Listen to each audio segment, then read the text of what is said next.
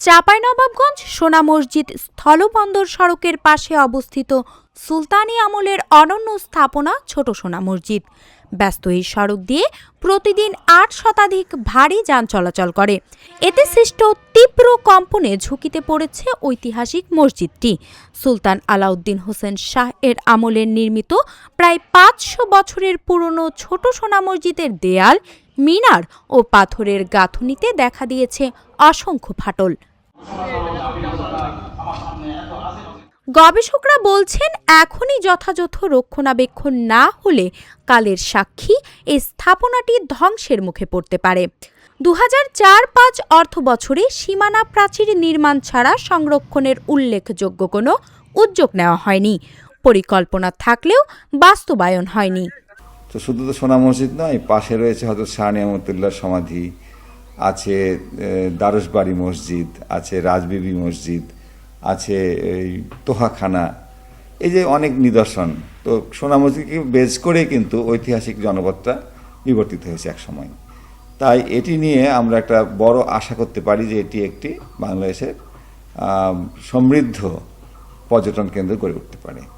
কিন্তু আমাদের স্থানীয় কিছু সমস্যার কারণে, বিশেষ করে তার পাশ দিয়ে একটা বড় মহাসড়ক গেছে, এই সড়কের যে বড় বড় যানবাহন যায়, ভারী ভারী স্থলবন্দর থেকে যানবাহন যায়, এতে এই স্থাপনাটির ক্ষতি হচ্ছে।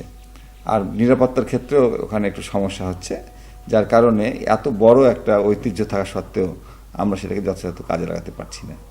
তো আমার অনুরোধ থাকবে যে সরকার যেন এটার দিকে দৃষ্টি দেন এবং এর যথাযথ মর্যাদা যেন প্রতিষ্ঠিত হয়। সোনা মসজিদ এক ধরনের গ্রানাইট পাথর দ্বারা তৈরি, বিভিন্ন নকশা খচিত, যা দর্শকদের অনেক অনুমতি জাগ্রত তোলে। কিন্তু একটা বিষয়, আমাদের এখানে ছোট সোনা মসজিদের একদম পশ্চিমে একদম সাত দিয়ে একটা হাইওয়ে রোড চলে গেছে, যেখানে ল্যান্ডপোর্ট থেকে প্রায় 40 থেকে 50 টনের ভারী যানবাহন এখানে যাতায়াত করে, যা আমাদের যে গ্রানাইট পাথরগুলো আছে একটার একটা লাগানো, আমাদের অনেক কম্পন অনুমত হয়। এবং আমাদের এই ঐতিহাসিক স্থাপনা চাঁপাইনবাবগঞ্জের জন্য একটা পর্যটন কেন্দ্র। এখানে কম্পন অনুমত হলে বিভিন্ন পাথর, খুশি এবং অনেক ঝুঁকিমুক্ত আছে। তা আমাদের প্রতিনিয়ত বিভাগ থেকে সড়ক বিভাগের সাথে দুইবার কথাও আমার বৈঠকটা হয়েছে। সড়ক বিভাগ আমাদের দেখায় যে এখানে বাইপাস করার একটা যে নকশা ছিল, সে নকশাটা ওদের জমি অধিগ্রহণ করার নাকি ওরকম অর্থ বরাদ্দ পায় নাই। আমাদের দপ্তর থেকে প্রাণপণে চেষ্টা করে যাচ্ছে সোনা মসজিদকে রক্ষার্থে। ছোট সোনা মসজিদের পশ্চিম সাইডে একটা বাইপাস একটা পরিকল্পনা।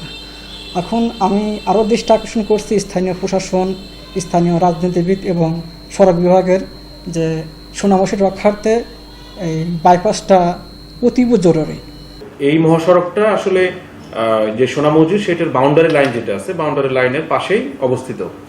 তো আমরা যেহেতু এটা একটা ট্র্যাডিশনাল বা এটা historical place plus tourism park এই ডিস্ট্রিক্টের বলা যায়, তো তারই অংশ হিসাবে, আবার পোর্ট কানেক্টিং জেলা, তারই অংশ হিসাবে আমরা এই অংশটুকুতে যেন সোনা মসজিদটাকে রক্ষা করার, সোনা মসজিদ যেন তার ট্র্যাডিশনালিজম বা তার যে স্থায়িত্ব আছে সেটাকে ধরে রাখতে পারে, প্লাস হচ্ছে যে আমার এই এলাকার বা এই যে পোর্ট, এই পোর্ট কানেক্টিং যেন নেটওয়ার্ক আরও স্ট্যান্ডার্ড মানে উন্নীতকরণ হতে পারে। এই দুইটা পার্টকে সামনে রেখেই একটা বাইল্যাটারাল সলিউশন আমরা এখানে ইমপ্লিমেন্ট করার চেষ্টা করছি। সেটা ডেফিনেটলি টেকনিক্যালি ভায়াবল। একটা হচ্ছে যে এই অংশটুকুতে সোনা মসজিদের যেন টায়ার বা গাড়ি যে চলাচল করে, হেভি ভেহিকেলগুলো, সেটার যে ভাইব্রেশন তৈরি হয় সেইটাকে ট্যাকল দেওয়া বা সেটাকে মিটিগেট করা, সেই পারপাজে অ্যাটলিস্ট এই করিডোরটুকু, এই অংশটুকুতে আমরা পুরোটাই রিজিড পেভমেন্ট অবস্থান রাখবো। কারণ রিজিড পেভমেন্ট রাখলে দেখা যাচ্ছে যে আমার যে গাড়ির যে ভাইব্রেশন বা যে নয়েজ ভাইব্রেশন তৈরি হয়, সেইটা কিছুটা হলেও প্রোপাগেশনটা মিটিগেট করা যাবে, 1 নাম্বার। 2 নাম্বার যেটা হচ্ছে যে ভাইব্রেশনের যেন প্রোপাগেশনটা কমানো যায়, সেটার উদ্দেশ্যে একটা ভাইব্রেশন ব্যারিয়ার আমরা ইমপ্লিমেন্ট করব। সেটা হচ্ছে যে এই ছোট সোনা মসজিদ যেটা আছে সেটার বাউন্ডারি ওয়াল বরাবর, তাতে আমার দেখা যাচ্ছে যে নয়েজ ব্যারিয়ার বা ভাইব্রেশন ব্যারিয়ার, এই দুটোই আমার যে ট্রাকের বা যে হেভি লোডেড ভেহিকেল আছে সেইটার ভাইব্রেশন প্লাস নয়েজ দুটাকেই এই স্ট্রাকচারের ক্ষেত্রে যেন কোনো ধরনের হ্যাম্পার বা কোনো ধরনের যেন মানে কি বলবো তার জায়গা থেকে সেটা যেন অক্ষুণ্ণ থাকে সেই ব্যবস্থা আমরা ফার্দার যে আমাদের পরবর্তী যে প্যাকেজ আছে সেখানে বাস্তবায়ন করতে সক্ষম হবে আশা করছি। প্রতিদিন শতাধিক পর্যটক মসজিদটি দেখতে এলেও ফাটল দেখে উদ্বেগ প্রকাশ করছেন দর্শনার্থী ও স্থানীয়রা। তাদের দাবি ঐতিহ্য রক্ষায় জরুরি পদক্ষেপ প্রয়োজন। আমি যখন মসজিদে নামাজ পড়ি বা মসজিদে থাকি তখন মসজিদের পশ্চিম সাইডে একটা রাস্তা আছে, 0 পয়েন্ট, যেটা পোর্ট থেকে যে যানবাহনগুলো যায় পাথর নিয়ে বা অন্য কিছু পণ্য নিয়ে, ওই ট্রাক যাওয়ার কারণে মসজিদের ভিতরটা ভাইব্রেশন হয়, কম্পন তৈরি হয়। এমন কম্পন তৈরি হয় যে মনে হয় যে এই কম্পনে মনে হয় মসজিদটা ভেঙে পড়বে। অনেক মানে ভয়ঙ্কর ধরনের ভাইব্রেশন কম্পনের কারণে কাঁপনির কারণে অনেক জায়গায় মসজিদের ফাটল দেখা দিয়েছে বড় বড়।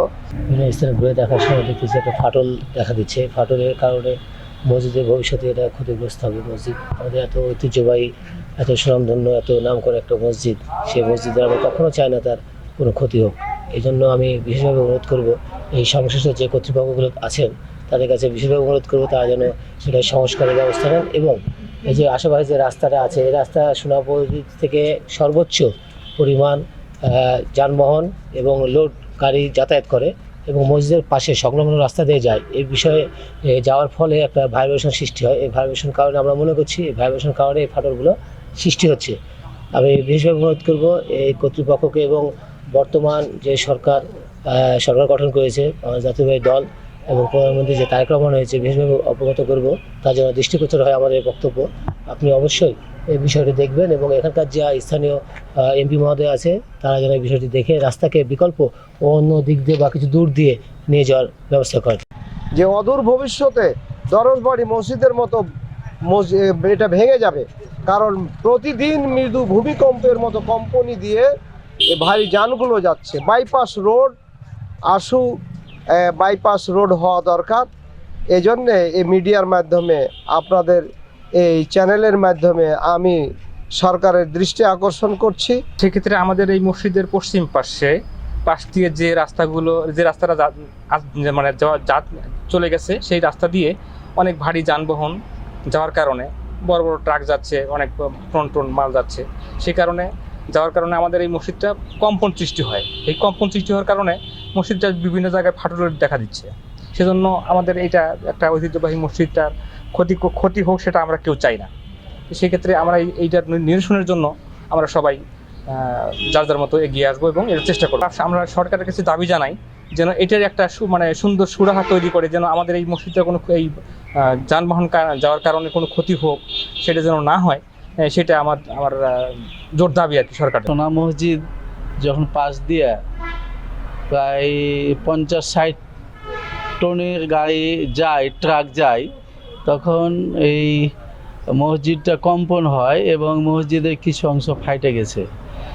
আওয়ামী লীগ সরকার যখন ছিল তখনও আমরা এটা আবেদন করেছিলাম যে বাইপাস যেন হয়, কিন্তু বাইপাস না হয়ে আমাদের এই পাশ দিয়েই রাস্তাটাকে মানে ঢালাই করছে, কিন্তু এই ঢালাইটা আমার উপযুক্ত না। এটা বাইপাস করা হলে মসজিদটা আমাদের রক্ষা হবে। 500 বছরের ইতিহাস বহন করা ছোট সোনা মসজিদ রক্ষায় এখনই কার্যকর উদ্যোগ না নিলে অমূল্য এই ঐতিহ্য চিরতরে হারিয়ে যাওয়ার আশঙ্কা রয়েছে, এমনটাই বলছেন স্থানীয়রা। News desk, Dhaka journal.